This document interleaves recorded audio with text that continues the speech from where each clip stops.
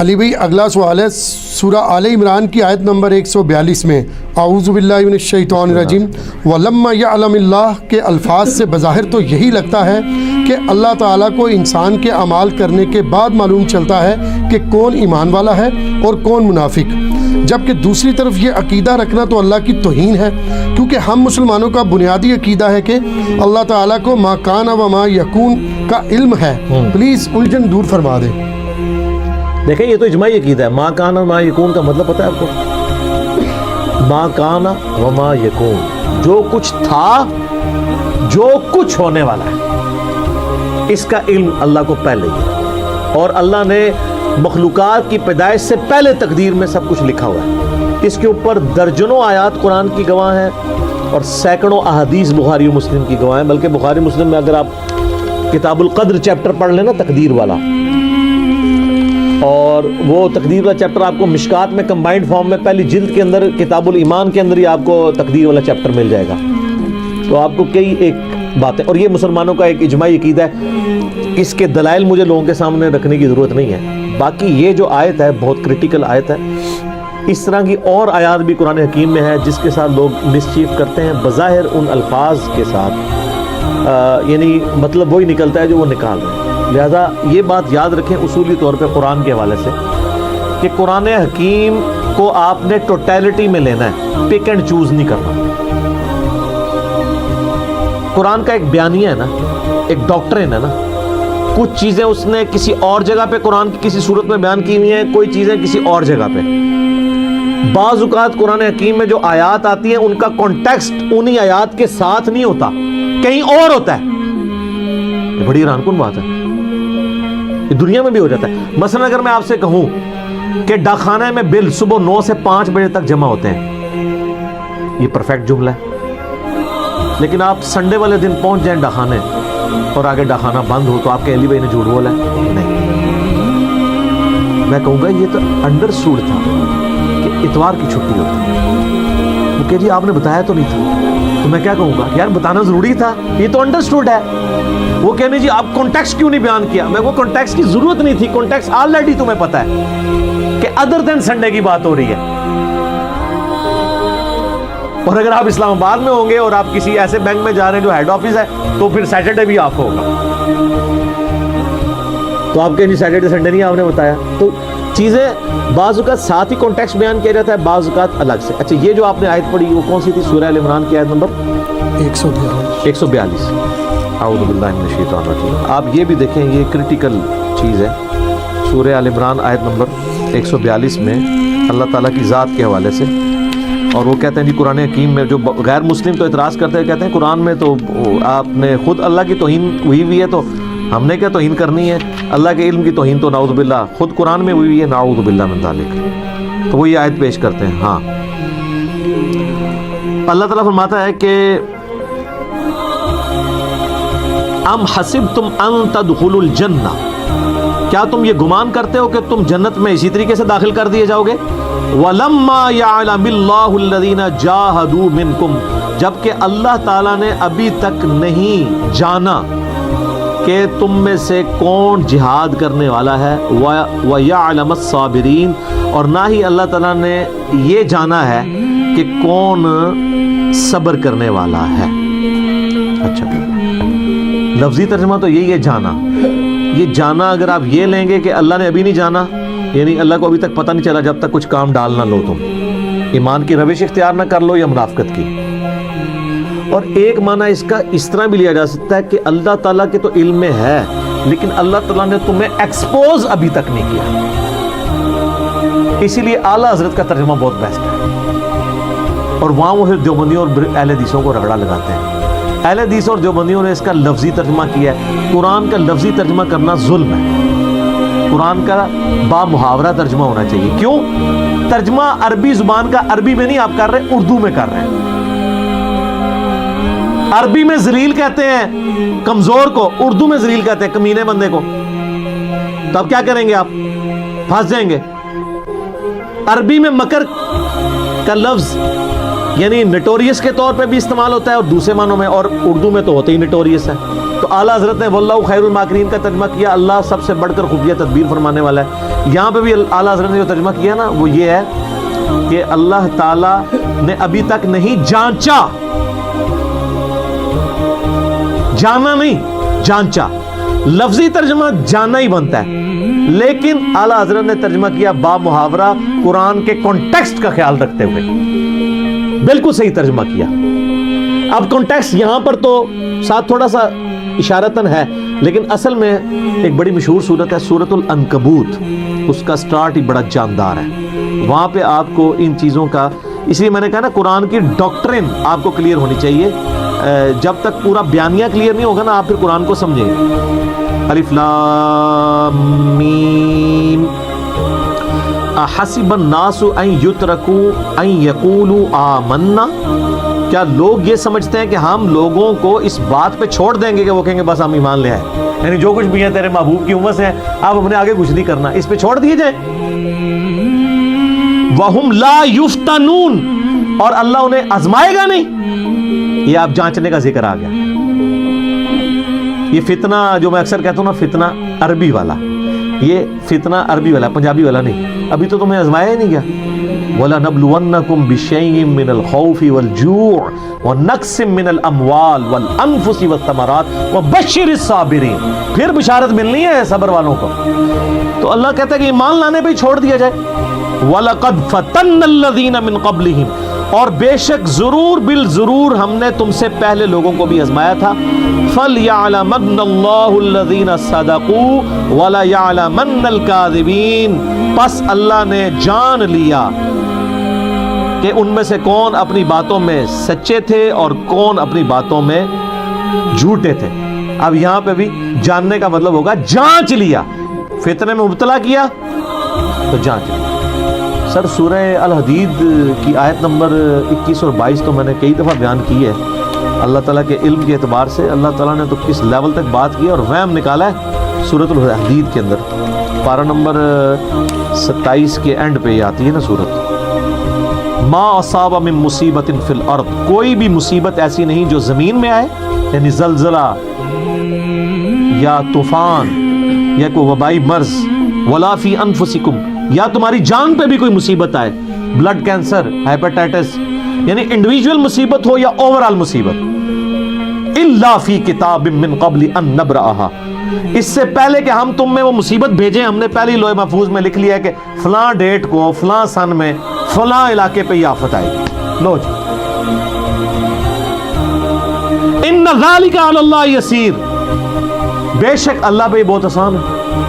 तुम्हारे लिए मुश्किल है कि कैसे होगा, पहले ही सूरतुल अनाम में तो यहां तक आया कि खुशकियों में और तरियों में कोई दाना नहीं फूटता जमीन से मगर अल्लाह के इल्म से, दरख्त का कोई पत्ता नहीं गिरता मगर अल्लाह के इल्म से, और साथ लिखा है कि अल्लाह ने पहले ही लोहे महफूज पे लिख लिया ये होगा। ये नहीं है कि अल्लाह ने पाबंद किया कि ऐसा हो, अल्लाह ताला ने अपने इल्म से पहले ही जांच लिया है कि ऐसा ही होगा। बाकी ये कि अल्लाह को अगर पता था कि यही कुछ होना है तो अल्लाह ने हमें इस मुसीबत में डाला क्यों? अगरचे इस आजमाइश में डलने के बाद हम अपनी मर्जी से ही उल्टे और सीधे काम कर रहे हैं, ये तो फिर मान जाते हैं, कहते हैं हाँ कर रहे तो हम खुद ही हैं, लेकिन अल्लाह ने हमें क्यों इस मुसीबत में डाला ना पाए, तो इसका फिर अल्लाह ने बैन कर दिया कि ये सवाल नहीं आपने करना। वला युसअलु अम्मा यफ़अल, मुझे नहीं कोई पूछ सकता मैंने क्यों किया ऐसा, वहुम युसअलून, अब तुमने जो कुछ करना है वो अल्लाह ने पूछना, ये तो क्वेश्चन ही बैन है। बाकी ये है कि हम जो कुछ कर रहे हैं अपने करतूत अपनी, अल्लाह ने इल्म से जान लिया कि ऐसा करेगा, ना कि हमें अपने इल्म का पाबंद किया। लिहाजा अच्छा अल्लाह ने हमारे बारे में जो कुछ डिसीजन किया कि हमारे इल्म में है तो इसका रोना क्यों बैठ के रोएं, और ये अल्लाह ने पहले लिखता है, क्या लिखे है, क्या पता है तुम क्या लिखे है, जो चीज़ आपको पता ही नहीं उसका रोना क्यों रो रहे हैं। आप बेस्ट परफॉर्म करें, आपको अगर समुंदर में कोई धक्का दे तो आप हाथ पांव मारेंगे या आप कहेंगे मेरी किस्मत में डूबना लिखा हुआ है? अभी हाथ पांव मारे किनारे पे आएंगे फिर बाद में पूछे किसने धक्का दिया है। तो अल्लाह ने जो हमें ज़मीन पे धक्का दे के भेज दिया है वो अल्लाह से जन्नत में जाके पूछेंगे। अच्छा आला हज़रत के जो खलीफा है ना मुफ्ती अमजद अली, उन्होंने बारे शरीयत के शुरू में लिखा है कि अगर कोई ये सवाल पूछे कि अल्लाह ताला ने हमें इस मसले में क्यों डाला, तो वो कहते हैं इंशाल्लाह जन्नत में जाने दे फिर जाके पूछ लेंगे, अभी तो जो कुछ वो कह रहा है वो करो। और ये बिल्कुल सही है, अगर कोई शख्स आपको इस दरवाजे से आगे कहे कि सर इधर आग लग चुकी हुई है और वो बंदा भी सच्चा हो, उसका करैक्टर भी माना हुआ हो, آپ اس دروازے سے باہر نکل جائیں, یہاں پہ خطرہ ہے. آپ تحقیق کرنے جائیں گے اور وہ ساتھ یہ کہ 30 سیکنڈ میں یہاں پہنچنے والی ہے, تو آپ اس وقت یہ تحقیق کریں گے جا کے کہ آگ پہنچنے والی ہے کہ نہیں. اس وقت تک تو آپ انشاءاللہ مرتبہ شہادت پہ چلے جائیں گے. آپ کہیں گے ابھی تو میں یہاں سے نکلوں, بعد میں دیکھوں گا. تو سر وقت کا پیغمبر بھی یہی کام کرتا ہے, اس کا کریکٹر منوایا جاتا ہے کہ وہ صادق اور امین ہے, اور وہ پھر آپ کو کہتا ہے کہ سر مرنے کے بعد اللہ کے حضور پیش ہونا ہے, تحقیق بعد میں وہاں جا کے دیکھنا, ابھی اس بات کو. اس لیے نبی علیہ السلام فرمایا تھا نا, اگر میں بخاری میں آتا ہے نا, اگر میں تمہیں کہوں کہ اس پہاڑ کے پیچھے سے کوئی فوج تم پہ حملہ آور ہونے لگا, بالکل ان کا پھر میں ہی تمہیں بتا رہا ہوں کہ تمہیں مر کے اپنے رب کے حضور پیش ہونا ہے, تو ماننے سے انکار کر دیا. سر توحید ایسی کڑوی چیز ہے نہ ماننے والوں کے لیے, جو مان لے تو اس سے میٹھی چیز ہی کوئی نہیں. یہ اتنی میٹھی ہے کہ انسان جان دے دیتا ہے اس کے لیے, اس کی مٹھاس سے روگردانی نہیں کر سکتا. اور کڑوی اتنی ہے نہ ماننے والے کے لیے کہ وہ شخص جو 40 سال تک کسی کی آنکھوں کا تارا ہو اور وہ اس معاشرے کا سب سے بہترین آدمی ہو, وہ صرف ایک لا الہ الا اللہ بول دے تو اس کے جانی دشمن بن جاتا ہے.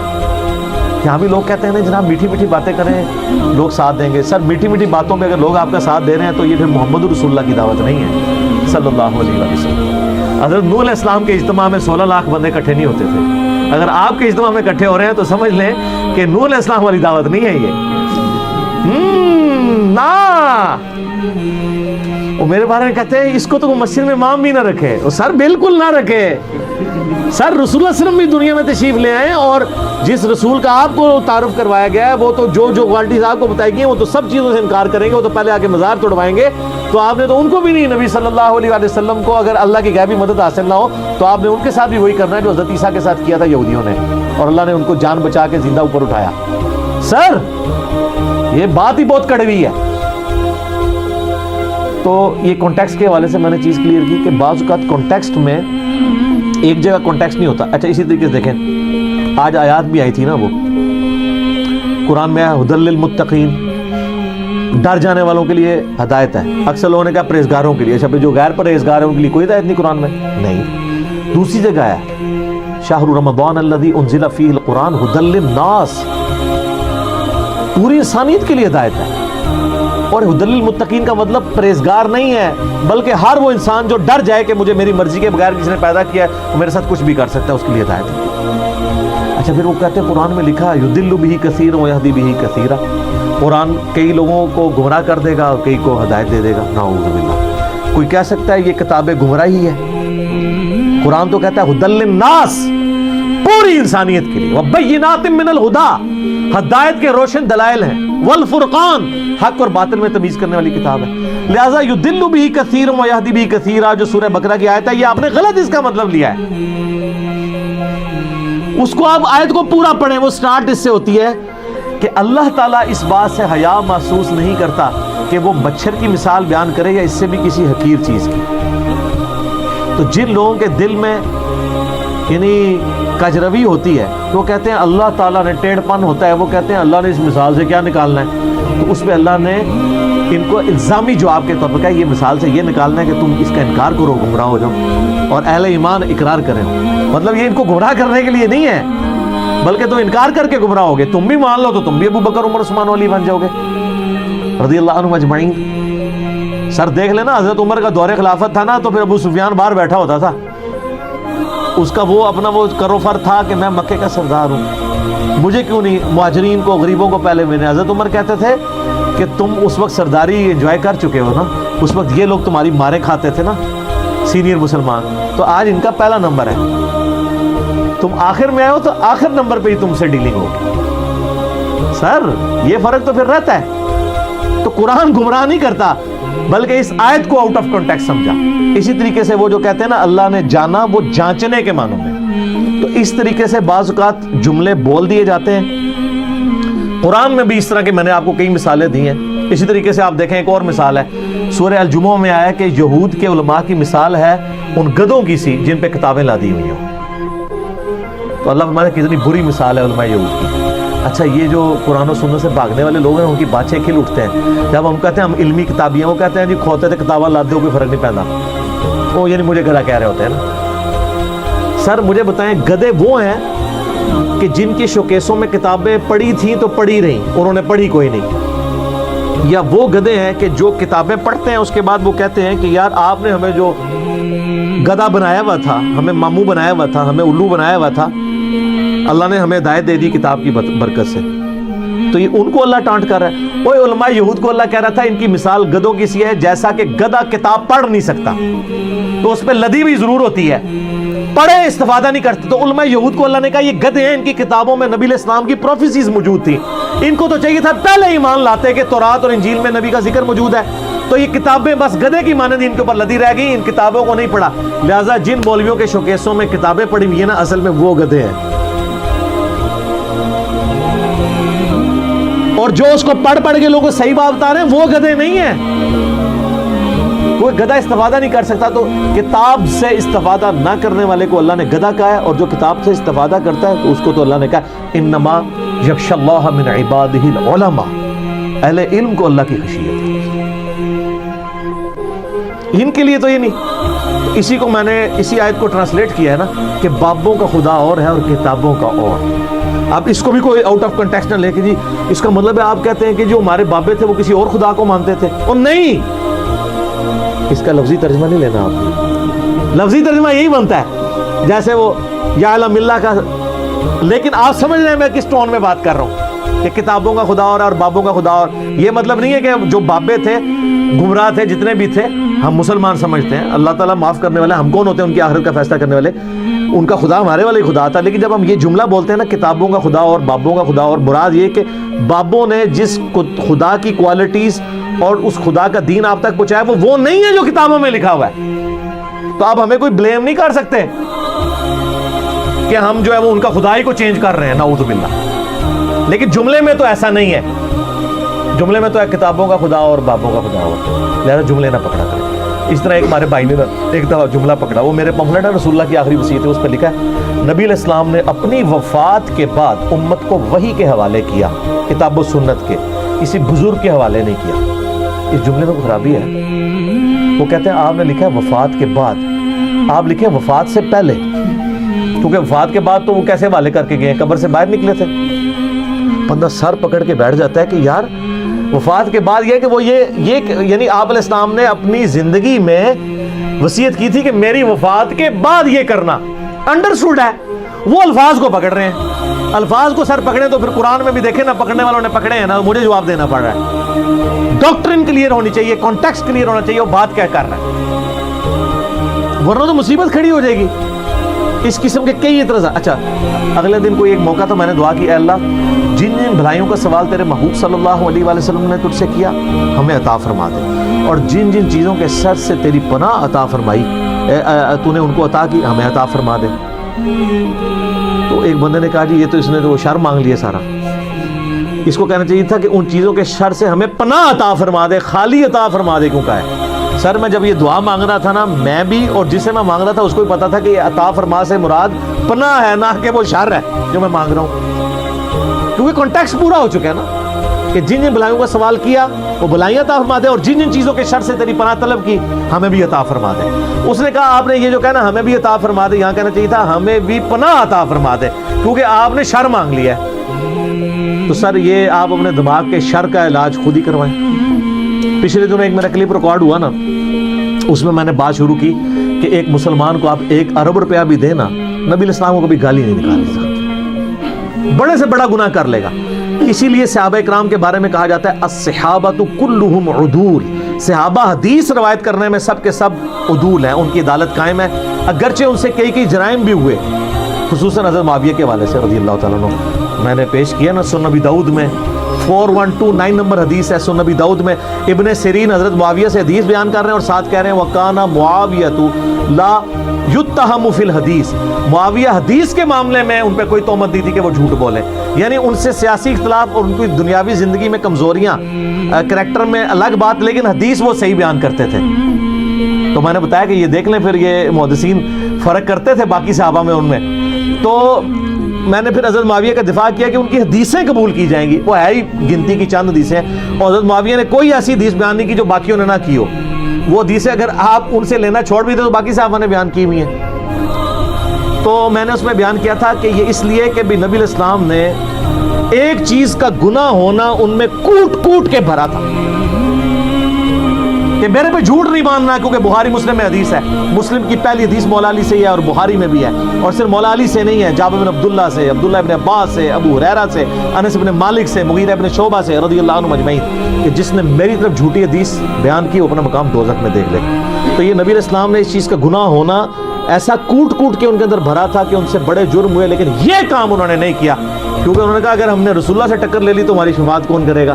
اس لیے روایت حدیث میں آپ کو کوئی حدیث ایسی نہیں ملے گی جو گھڑی ہو کسی صحابی نے، جتنی حدیثیں ملتی ہیں، ورنہ جس طرح دشمنیاں بعد میں آ گئی تھی تو کوئی حدیث گھڑ لیتے، بعد کے لوگوں نے آل امیہ کو اوپر کرنے کے لیے روایتیں گھڑی ہیں، صحابی کسی نے نہیں گھڑی، اسی لیے حدیثوں میں چیک کیا جاتا ہے اوپر صحابی ہے قبول۔ سر یہ جو بصر ابن ابی ارطا ہے، اس کے بارے میں تو ابن حجر اسقلانی لکھتے ہیں کہ سوائے اس کے کہ اس نے حضور کو دے کے کلمہ پڑھا ہے، اس کے علاوہ اس میں کوئی خیر نہیں ہم نے دیکھا پوری زندگی میں۔ اسی کو حضرت معاویہ نے مسلط کیا تھا حضرت علی کے علاقے چھیننے کے لیے۔ آپ ذرا تاریخ ابن کثیر، تاریخ طبری پڑھ کے دیکھیں، علی نام کے بچے بھی اس نے قتل کیے ہیں، نیزوں پہ اچھالے ہیں، اس قدر دشمنی میں آگے چلا گیا تھا۔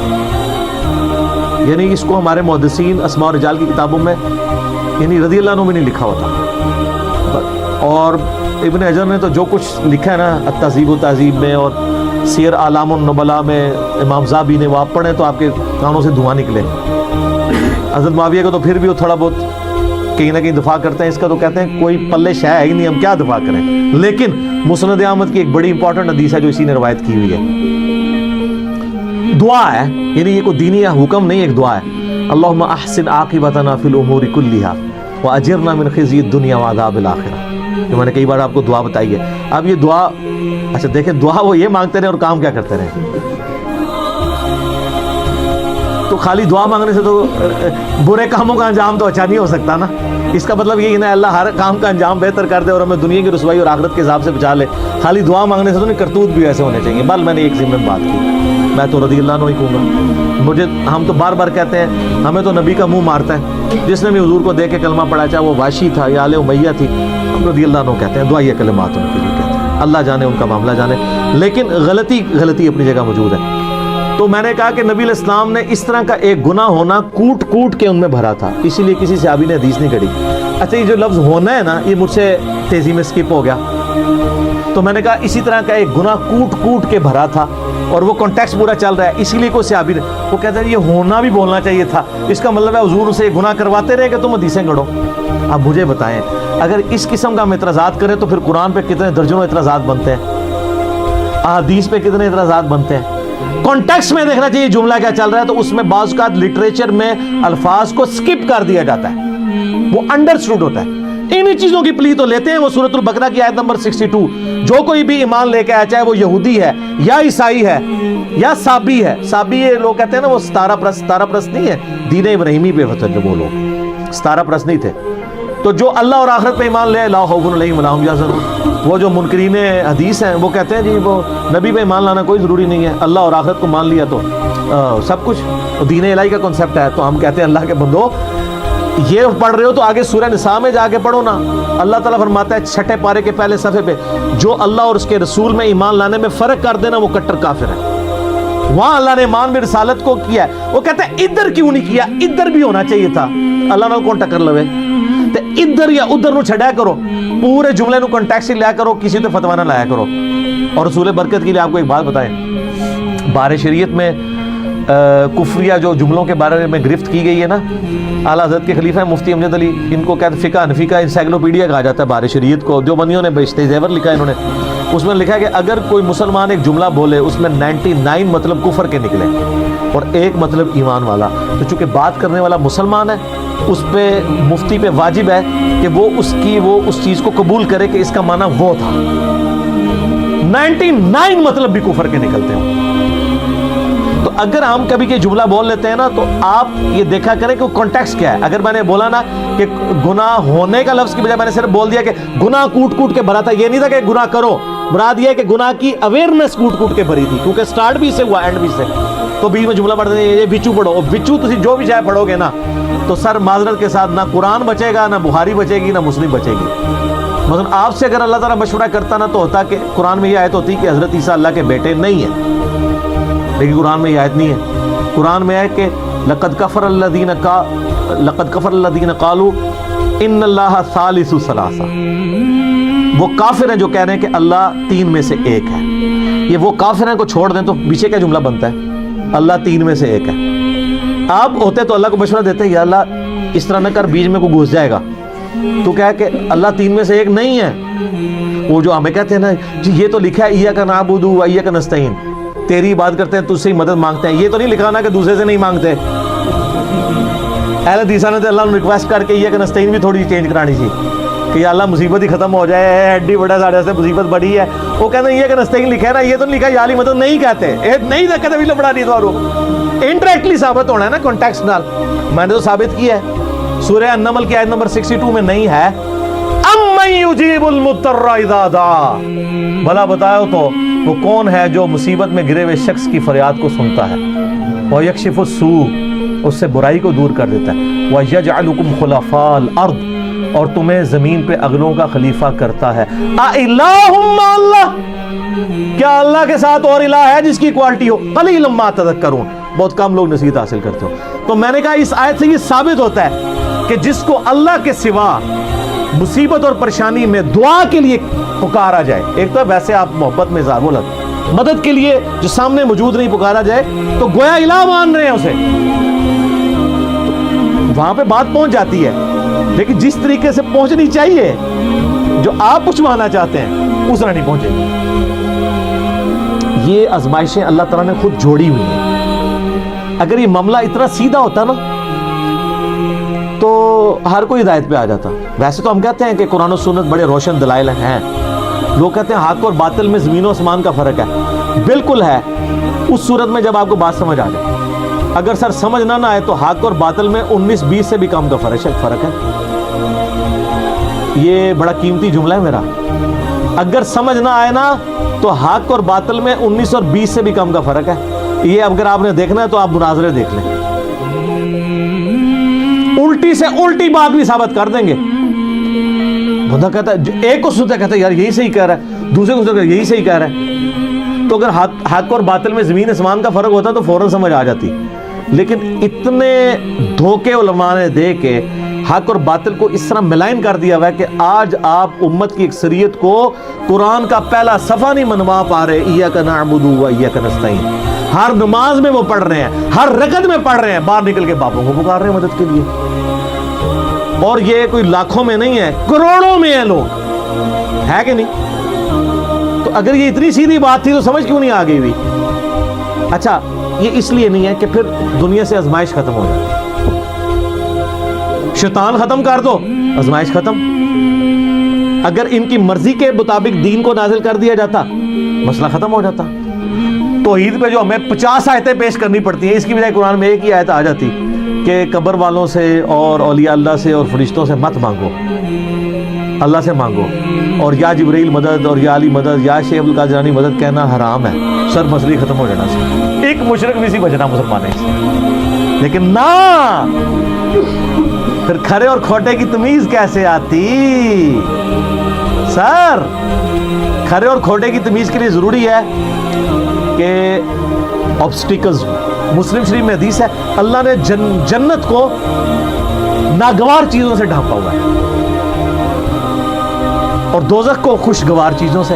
لہذا انسان دوزخ کی طرف ہی جاتا ہے. ناگواری ہے نا سر، فجر کی نماز گرمیوں میں پڑھنا، گرمیوں کے روزے، سردیوں کے وضو، ناگوار چیزیں ہیں. اور سود سے بچنا اور بد نگاہی سے بچنا اور بزرگان دین سے بچنا سر بڑا مشکل کام ہے. لوگ کہتے ہیں جناب اتنے بڑے بڑے غلط کہہ گئے. اچھا وہ دیکھتے نہیں ہیں کہ اتنے بڑے کے مقابلے میں انجینئر صاحب نہیں ہیں. قرآن اور حدیث ہے جو ان سے بہت بڑا ہے، بلکہ وہ اتنا بڑا ہے کہ قرآن و حدیث کے ماننے پہ ان کو بڑا مانا ہوا تھا. اگر کوئی بزرگ قرآن حدیث کو ماننے سے انکار کر دے تو بڑا ہے، اس سے زیادہ حقیر کوئی نہیں ہے. اور جو قرآن حدیث کو مان لے اس سے عظیم کوئی نہیں ہے. لیکن یہ بڑا مشکل کام ہے، بڑی مصیبت سے یہ باتیں سمجھنا. ٹھیک ہو گیا؟